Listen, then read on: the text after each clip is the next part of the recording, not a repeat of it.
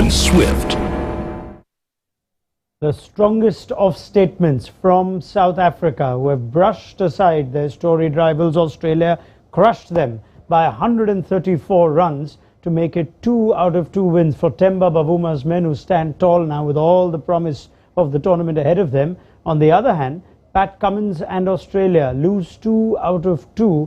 They'd be beginning to sweat. It's a long tournament, but they've dropped 2 points and they've barely, in fact, they've dropped 4 points and they've barely been in the contest for either of their games so far, but for a small phase against India. So there is plenty to discuss as an all-round South African effort, and a terrific effort with the ball has got the better of Australia and Lucknow today. On Maruti Suzuki Arena presents ESPN Cricket for Matchday. Dale Steyn with me, and we'll have enough time to celebrate this performance. Anil Kumble as well, and we'll hear from Tom Moody. That's now 2 wins in 2 World Cups in very different circumstances for South Africa over Australia. How good was that, Dale? Yeah, they were brilliant. And I can't quite tell whether they were brilliant or Australia just didn't arrive today. Basically, I think a mix of both. Australia will look back and say a bad day at the office, but they didn't tick many boxes. And for South Africa, I think they did. They arrived with energy. With the bat, we spoke about them with the bat, but if we just jump quickly to the ball, in the field they looked amazing. They stopped everything. Their bowlers looked like they were up for it. They got a little bit extra out of the pitch when it came to their quicks. Their spinners operated well, and all in all, South Africa just outshone and outplayed Australia today. A really different-looking Australian team in the last 2 games that we've seen them, but South Africa played really well. Yeah, I mean, you can't help but bring in the bigger story, which is how poor Australia have been, without sort of taking any credit away from South Africa. But this was such an easy game for them, Anil, in the first innings and the second, and it's not supposed to be easy when you play Australia. I know, but the only thing that went Pat Cummins' way and Australia's way was the toss. And from there on, it was just downhill. I mean, you don't expect an Australian batting lineup to sort of capitulate like that. Yes, the surface was slightly different, but South African bowling was brilliant. I thought Ngidi straight away from ball 1 came around the stumps to Warner. They had a plan, and then Rabada bowled really well. Kept those 3 wickets was really good. And then once you lose 6 wickets in the first 20 overs, chasing 300 plus, impossible for you to even come back into the game. So it looked like they were just going through the motions, and all 3 departments, I think South Africa outplayed Australia here. Yeah, I mean, one batter, Manas Labuschagne, getting 46. That's 2 games now, Tom Moody, that Australia haven't had a batter getting 50. Next highest score of 27. It's 2 games into the World Cup, but is it fair to say Australia have barely arrived here? They certainly haven't arrived. They're still in the boarding department in Sydney Airport, I think. Yeah, look, it was a very poor performance all round from Australia, and but they'll own that. They'll put their hand up and admit to the fact that with the ball in the field and with the bat, they were just well below par.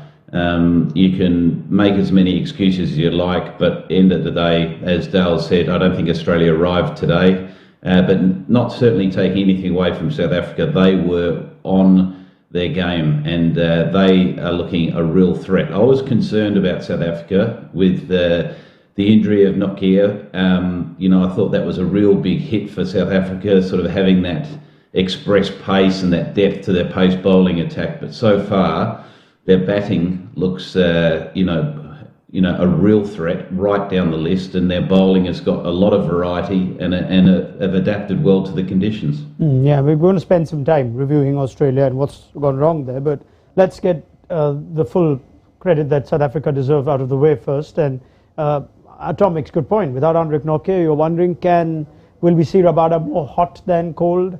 Will Lungi Ngidi step into the right shoes? Marco Janssen? And we spoke at half-time, Dale, that perhaps Australia's fast bowlers wasn't the plan, the energy that you talk about. Let's start with the Ngidi spell. He seemed to trouble Australia. He's ended with 1 wicket. He's gone for just 18. There were 2 maidens, effectively set the game up, and it almost seemed like he had this supreme confidence he's going to get Warner. We showed the matchup numbers, and he's got it again. Yeah, he got him again. And that opening spell was wonderful. You saw some seam, you saw some swing. from all of the South African bowlers. They hit the wicket real hard. They used their bouncer aggressively. Their lines and lengths were relentless. It was like test match bowling, but they also dragged that length back just a little bit, so it's hitting more of the splice, and it's not just hitting the stickers, where's the top of the off stump. So it was a wonderful performance. But I think the big thing that comes to me is energy. Like that's I didn't see it from Australia's bowlers. Obviously, they didn't have those tactical plans, and they just kind of waited. But they didn't look like they had that energy when they bowled. And when I watched South Africa bowl, it looked completely the other way around. It just felt like every ball, something was going to happen. There was going to be a wicket. The initial first 6 or 7 overs, Temba allowed Marco Jansen as well as Ngidi to bowl probably 1 over longer than they would normally bowl, which means that he was really searching for wickets, and eventually those wickets came. And that's good captaincy. That's feeling the vibe and feeling what's going to happen, and something's going to happen. And he pushed on, and he eventually got those wickets that they were looking for. Yeah, Tom, if you want to just jump on that, because this is the point you were making as well. There's no shortage of skills in this Australian side. You'd expect Cummins and Stark to make the most of conditions if Rabada and Ngidi can. There are test quality batters in the top, so they should be able to do it. But energy and attitude just does not seem to be there with Australia. What do you put that down to?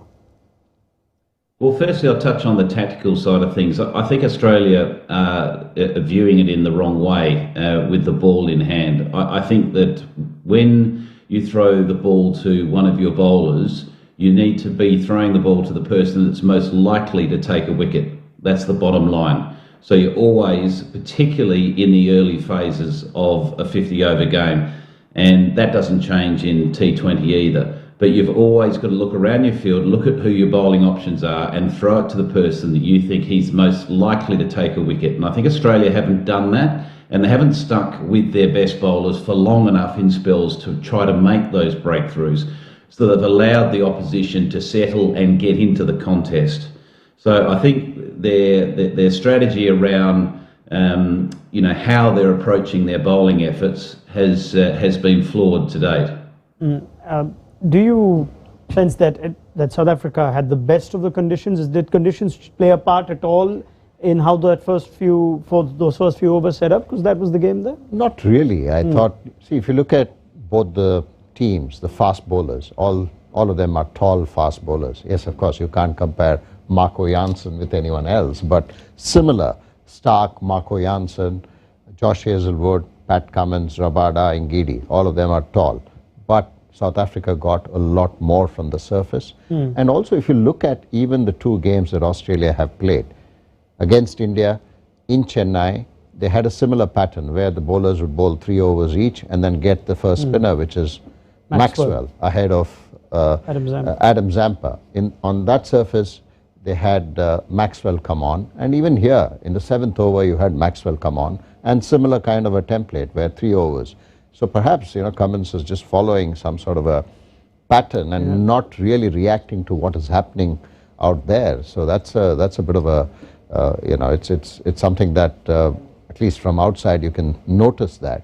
That was one issue. The other, of course, is the intensity of the bowling attack itself and the overall body language of the Aussies. You could see that on the field. So many dropped catches, so many missed chances. You don't see that often. They look tired. I mean, that's how I see it. It looks like they're tired, and even in the batting, the approach has been, okay, let's see. It's going to be very difficult for Australia to qualify from here because they are right at the bottom. The net run rate has taken a beating. Yes. You have to now hope that somebody is going to get upset by one of these lesser teams, so to speak.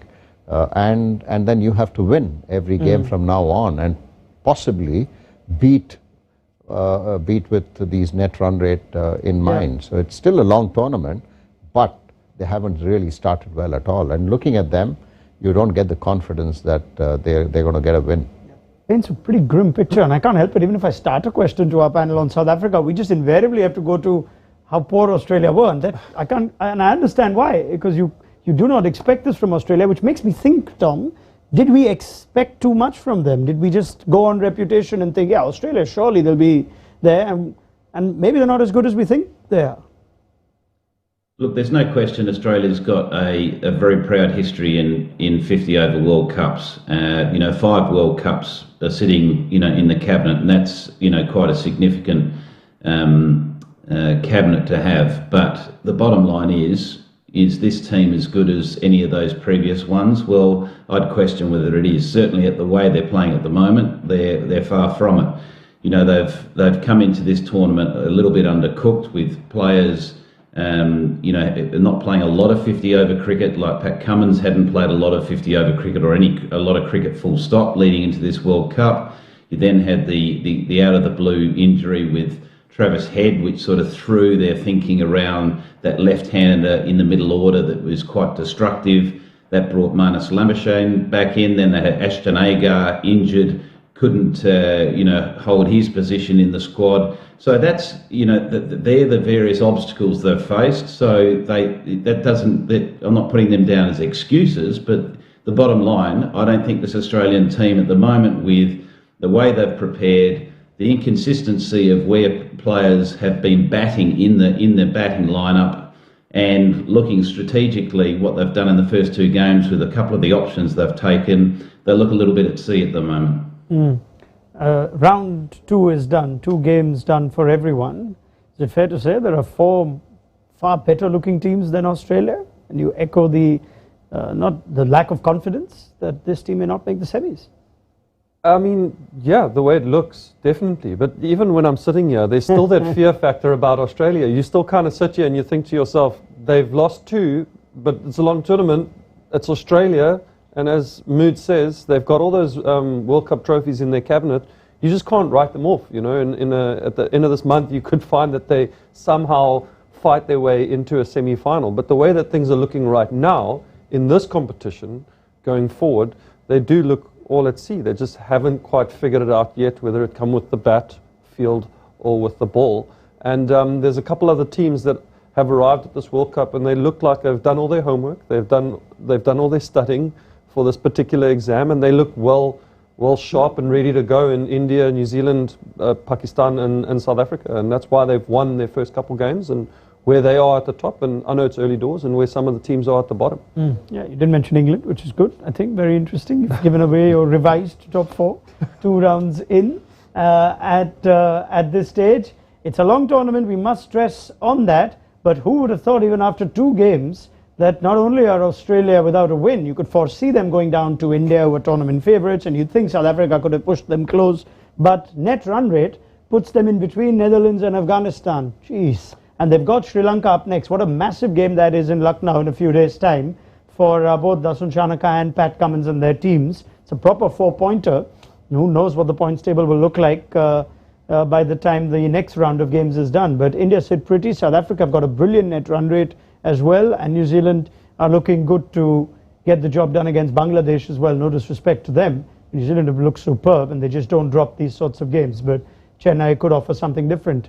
Let's just cover a few incidents in that second innings. The bigger story, of course, was how poor Australia have been. And it's still, I hesitate to say the words, because that's not something that you associate in World Cup cricket, no matter what's happened in between it.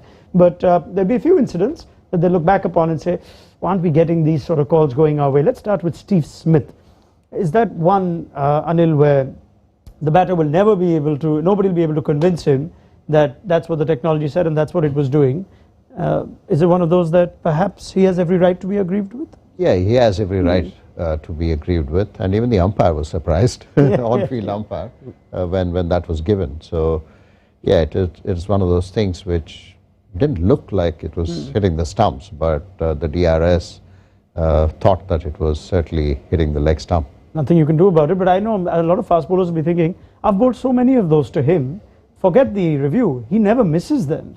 No, he doesn't miss on his legs, does he? That's why he's so good. He kind of gets across that off stump and he gets you through that mid-wicket area like with ease. And I remember playing against him, and one of the most difficult things about bowling to Steve Smith was that you just couldn't get a dot ball in because he was one of the first guys that, him and probably Simon Catich, that when I played against them, they made life difficult for you because when you bowled at the stumps, you thought, I'm in with a chance here, bang, he gets 1 or he gets 4. But if you miss it like that and DRS goes your way, you know, you're plumb in front, unfortunately. Is it just that he's missing more of those at a time where his team are in trouble, Tom? Because we don't associate that with Steve Smith. Yeah, look, I thought Hawkeye took a sharp turn, didn't it? Sort of to straighten up onto that leg stump. That's what it looked like. But, yeah, look, I think to be fair, he's probably missing a few more than he has done historically. You know, over his career, which has been a quite a remarkable career in all formats of the game, particularly in Test cricket and 50-over cricket, that's bread and butter. You bowl anywhere on the stumps to Steve Smith, he'll hit you anywhere from fine leg to straight mid-on. And he has rarely missed it, but there has been occasions recently in England during the Ashes tour in Test match cricket where he was out LBW a few times in that contest. So yeah, maybe he is missing a few more. Maybe his head is just tilting a little bit further over that offside than he would ideally like it to be. So he's not in the same alignment that he has been historically, but. I thought he was a little bit unlucky, but at the end of the day, technology has made it clear that that's out, and that's exactly what the papers will say tomorrow morning. Let's go to what technology also showed us, but the umpire saw differently then. Marcus Stoinis' wicket is the other one. This is not to say at all that these are the reasons that South Africa won, because Australia were just not in it, but it was a curious interpretation of the images by the TV umpire. It went up for a caught behind. We thank Flash Score cricket commentators for putting the image up, and the interpretation of Richard Kettleborough, the TV umpire, was that even though it has hit Marcus Stoinis' bottom hand, it is in contact with his top glove, so even though it's off the handle of the bat, which technically should not render him eligible to be given out, given the two gloves are in contact, which is, if you're looking at the side frame, you can understand, and the spike is there. There's no doubt that it's hit his glove. The question is whether his hand is still in contact with either the bat or the other glove, and it was given out. So, has the umpire read those images wrong, or do you understand where he comes from? Anil? For me, the sound when it actually hit Marcus Stoinis, I thought it hit the handle before it hit the glove, or it probably missed the glove. That's how I saw it. Right. But the umpire, of course, saw it differently. He clearly stated that it hit the glove, but I thought because of the sound, it sounded woody, and you could make out that it perhaps hit the handle. It certainly hit Marcus Stoinis. It was not off the thigh, that's for sure. So I felt that it hit the handle, and that's why it was given out. And I never. There wouldn't have been any doubt, but yeah, but that's not what the TV umpires seem to. I know, but I did certainly think, because if you look at the spike, it's, I know it needs to come when it has to be hitting that, but it's very close. So it could have been the handle, and then the hand comes off. That's what I thought. That's at least the right decision, even though maybe your interpretation. Steyn? I was on the same lines with my younger eyes. I thought that's exactly what happened. I thought it had hit the handle, and was only afterwards, when I'd watched it a few more times, that then I was like, oh, maybe it missed the handle and it hit the bottom hand, which was now not on the bat. In that case, it should not be out. But initially, I think what happens with a lot of these things is that the more you watch it, even with catches, sometimes you see a guy take a catch and initially you go, that's out, and then you watch it over and over again, you can find excuses as to why it's not out. Maybe it's hit the ground. And in this case, I thought it hit if you look at the left image, I thought it may have just hit the handle before it then clipped onto the glove, which then went down leg catch. Wow. Okay, Tom, these two are watching something else. Please tell me you saw what I saw. Yeah, the way I understood it was initially that I thought it was possibly handle, purely because of the decision that was made. But I looked at the body language of Stoinis, and he was clearly indicating that his hand was removed from the bat, so surely it's not out. So that was his argument. So he obviously felt the ball on his bottom hand. So he clearly hit the bottom hand. Whether it hit the handle and his bottom hand's another question. But Stoinis declared his hand by saying that it's hit my bottom hand. All right, but then again, like we said, these have barely been instrumental in the outcome of the game. So what does this win do for South Africa and South African belief at the back of Sri Lanka, at the back of now beating Australia, one of their nemesis in this tournament? What does that do to set up the rest of their tournament? I mean, I think it probably sends a message out to everybody else, really, than it does anything for them. They look like they're quietly just going about their business, but I think the other teams will look at them and go, okay, serious batting lineup, great fielding, and there's something about their bowling with KG, Lungi taking the new ball, Janssen, and their spinners that we need to be a little bit more aware of. But from a South African point of view, from what I heard when Aiden was standing in captain when Temba was away, he said they just wanted to focus on the next game, the next ball, the next moment that was going to be right in front of them. So they'll probably push this aside and say, well done, guys, and move on to the next one and do their homework there and who they're playing against, the conditions, and then, you know, take that challenge up as it goes. It feels like that's the way that they're going about their business, and it looks like it's working out well for them. They're not getting too far ahead of themselves, and I kind of like it. It looks really good. 2 rounds is early days, but they're still top of the table. They show enough to suggest that they will be at least right up there. If not top, then at least in the top 2 or 3 maybe? Every time South Africa has played in a 50-over World Cup, they have been excellent teams.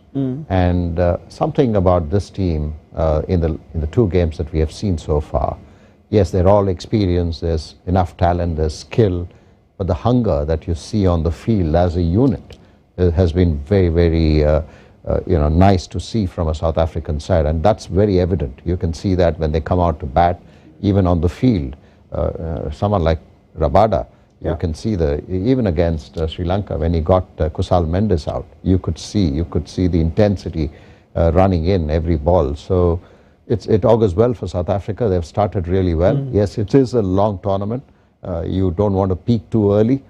But they certainly have all the resources to sort of get them till the last 4. Yeah, it's important not to get carried away with recent form, but Tom, given all the World Cups that you remember as player and coach as well, a lot of good South African sides. Was there anything different about this team? We keep talking about India and this being the best Indian team going into a World Cup. Is this the best South African team on form entering a World Cup and starting it this way? I think it's pretty close. What I like about this South African team is the depth in the batting and the power they have in the batting, and the form, more importantly. So they've got most bases covered. They've got good variety with their pace. They've got good variety with their spin. As I mentioned earlier, the one concern I did have is when Nokia was ruled out with stress fractures or some sort of back issue. I thought that was just a real nasty blow, because having someone that can bowl 150 plus is a real X factor, and I thought maybe that's going to put a huge amount of pressure on Rabada. At the moment, he's standing tall and loving that opportunity and that responsibility. But this team certainly looks like it's going to be playing finals. On the other hand, Tom, Australia, we don't associate them to start World Cups poorly. I know it didn't start ideally in '99, but that's the last memory we have of an Australian team not hitting the ground running. After that, they've always been efficient, if not dominant, in World Cups. Is this the poorest an Australian team has started that you can remember? Yeah, well, in '99, we had to win 7 in a row to be crowned champions. So let's hope this team doesn't have to do the same, because the odds are against you, really, aren't they? Particularly in India with the conditions that are at play. So look, this is a poor start. The concerning thing for me is that it looks like a deflated side. It looks like, as Anil said earlier, it looks like a tired side. And you don't want to be tired 2 games into a World Cup campaign. These World Cups don't come along that often, and you want to be at your absolute best, both mentally and physically, for these contests. But Australia have got an uphill battle. There's no question about that.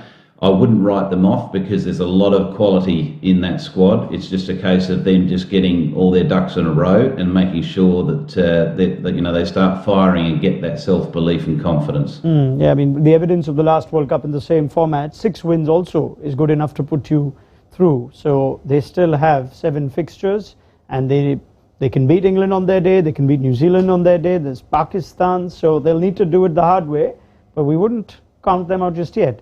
Or is someone willing to put their neck on the line right now? 2 games out. Is Dale Steyn, Anil Kumble, Tom Moody, is anyone willing to say, I've seen enough, there are better teams than them, Australia will not make the semi-finals? Anyone here put your hand up?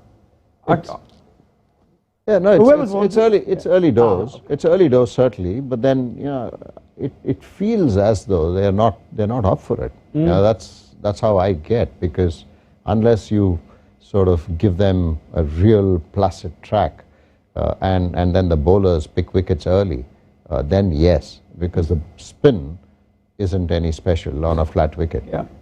They're going to find it difficult. And if you look at the sort of venues that they're going to play, Bangalore is a flat deck. Ahmedabad, we saw in the first game when New Zealand played England, it was a flat deck.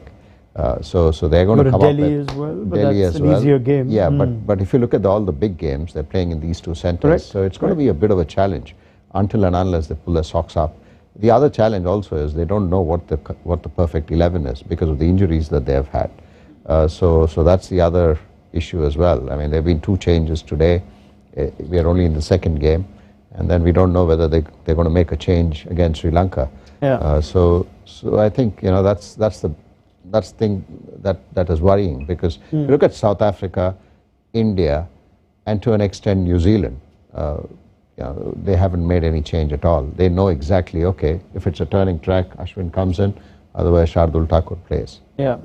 I just felt there was one image that kind of jumped into my mind, and I like to look at people's body language now as, from a coaching point of view. And when Glenn Maxwell got out, it just looked like he thought to himself, this is not going to script. This is not what we had planned and how we thought that things are going to go. That's what it looked like he was thinking. And if their script is what they've shown us so far, I don't think that that's going to work for them for the rest of the tournament. And then I'm going to go out there and say, I don't think they'll make the top 4 if they continue playing in that fashion, believing that this is the way that we're supposed to play, but they're losing, and they're losing pretty badly. Then I'll go out to say that, no, I don't think they'll make the top 4. So they'll need to make some changes. Thomas? Yeah, look, there's no question they've got to get a lot of things right, and to me, it's going to be very difficult for them to qualify now, having lost the first 2 games. But we also got to bear in mind they've played 2 of the toughest teams. They haven't had an easy entry into this World Cup, so maybe we'll be looking back in 2 weeks' time and thinking, well, okay, Australia have really started to hit their straps, and a bit like what Anil said about South Africa. Let's just hope South Africa aren't peaking too early. They are playing some pretty stellar cricket at the moment, but they need to be playing this brand of cricket at the back end of the tournament and demolishing teams in semi-finals and coming to the final with that confidence. So I wouldn't completely write them off, but wow, they've got some deep thinking to do, and they need to do some I suppose soul searching and get their formula right and get their strategy right. Yeah, I mean, if you think of it, it's a good point. If a team is to win 7 and lose 2, the way India and South Africa are playing, you may very well be dropping points to India and South Africa. So maybe this is where Australia's World Cup kick starts, if indeed you are to accept that India and South Africa are now clearly showing after 2 rounds that they are 2 of the best teams in this tournament, and 2 to watch out for. Right, this is where, on a very emotional note, I must say thank you very much to Dale Steyn. We bid him goodbye on a very sweet note. It's been an absolute pleasure having you in studio, Julio. Have you enjoyed it? I've loved it. Thank you very much. Hopefully I haven't spoken too much. Not at all. Look at how much we talk, the 3 of us. It's been wonderful, Dale. No, it's been wonderful to catch up after our good old RCB days. It's been good. We've been sitting. When I had to hold back Dale not bowling with the new ball, it was not easy as a captain. Why? Because you come on yourself at that point. No.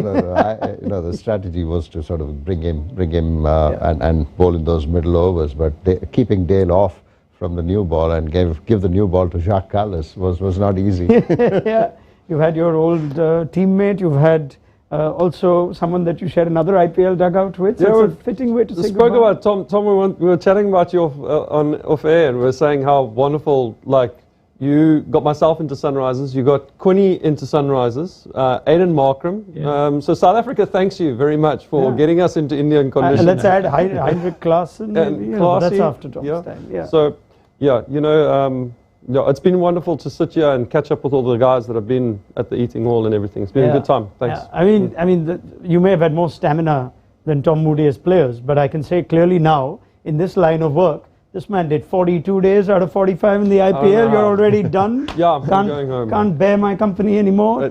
They don't make him like you, Mooch. Yeah, there's one difference is that that bloke sitting opposite you can surf and I can't. And on that note, big thank you to Tom Moody. Good night to you, Tom. We'll see you for Australia versus Sri Lanka next, I think, which will at some point be called the Tom Moody Cup or the Tom Moody Trophy. It's one of his favorite fixtures.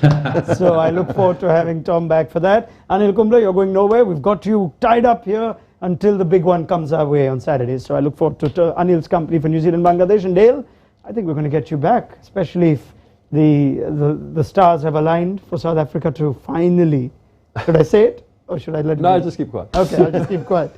But who knows, we'll have a second innings from Dale Steyn in this World Cup where we look forward to your company as well. The story is all South Africa, and yes, it is also a bit of a worry if you are an Australian cricket fan. Don't count them out just yet. This is a dangerous team. They know how to win World Cups better than anybody else. For now, that's all we've got time for. Maruti Suzuki Arena presents ESPN Cricket for Matchday. Do download the mobile app. I'm sure there'll be quite a bit written and said as a result of this. We'll hear from both camps. Kagiso Rabada is speaking to the media just as I speak, so we'll hear his thoughts. He's hit the ground running in this World Cup, and that always augurs well for whichever team he plays for. We look forward to your company tomorrow for New Zealand versus Bangladesh. Until then, from all of us, good night.